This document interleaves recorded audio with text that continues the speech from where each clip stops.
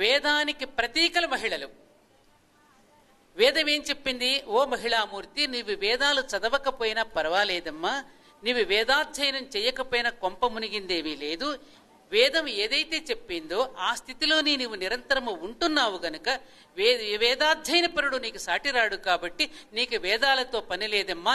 నీ జీవితం వేదనలతో ప్రారంభమవుతుంది. అందరినీ శృతి కలుపుకోగలిగి జీవించగలిగిన ఒడుపు, నేర్పు, ఓర్పు నీలో ఉన్నది కాబట్టి వేదం ఏది చెప్పిందో అది నువ్వు ఆచరిస్తున్నావు కాబట్టి ఓ మహిళ అని వేదం ఆమెను కీర్తించింది.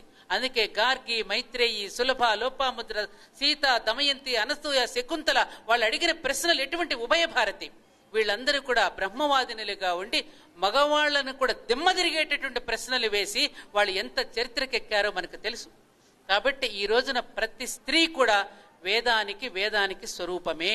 అందుకని వేద మాత గాయత్రి అన్నారు. ప్రతి తల్లి కూడా దేవాలయానికి వెళ్లి తన భర్త పేరు చెప్పుకుంటుంది తప్ప తన పేరు చెప్పుకోదు. పలానా గోత్రోద్భవస్య, పలానా శ్రీనివాసరావు నామధేయస్య, ధర్మపత్ని సమేతస్య, సహకుటుంబానామని చెప్పుకుంటుంది తప్ప తన పేరు ఎప్పుడు ఈ భారత స్త్రీ తన గురించి ఎప్పుడు తను ఆలోచించలేదు. కాబట్టే వేదాలు చదవకపోయినా పర్వాలేదమ్మా, వేదమే నీవని కీర్తించింది నిన్ను.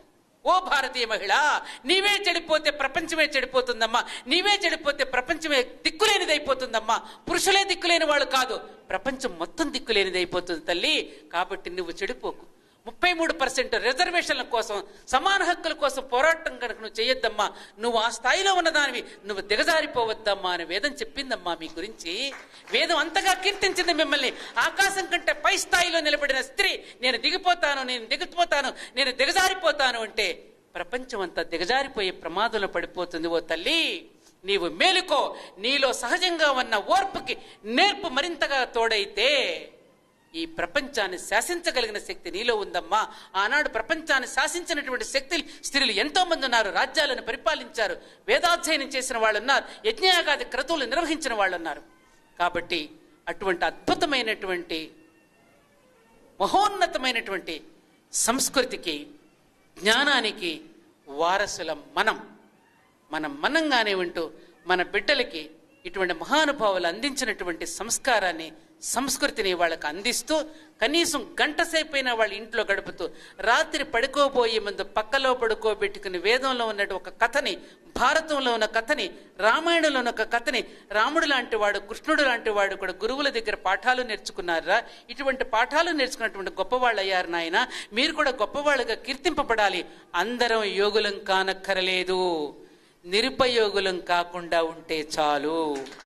ఈ భూమి మీద పుట్టినందుకు, ఈ వారసత్వానికి వారసులమని చెప్పుకోవడానికి గర్వపడుతూ ఆనందపడుతూ మళ్ళీ జన్మంటూ ఉంటే ఈ భరతఖండంలోనే జన్మించి మా వంతుగా చేయగలిగిన కార్యక్రమం వివేకానందుడు 1000 జన్మలు ఇచ్చి నాకు కావాలి నాకు అన్నట్టుగానే ఆ విధమైనటువంటి ఉద్ధరణకి, ఆ రకమైనటువంటి పాత్రను పోషించడానికి నేను సైతం సమిధనవుతానన్నట్టుగా ఆ సమిధనవ్వడానికి నాకు కూడా అవకాశం కల్పించమని భగవంతుడిని కోరుకుంటూ వారికి మరొక్కసారి మీ అందరి కరతాళధ్వనుల మధ్య వారిని ఆశీపూర్వకంగా భగవంతుడు ఆశీర్వదించాలని కోరుకుంటూ నాకు ఈ అవకాశం ఇచ్చినందుకు సెలవు తీసుకుంటున్నాను. వందే వేదమాతరం, వందే వందే వందే వందే వేదమాతరం, వందే వేదమాతరం.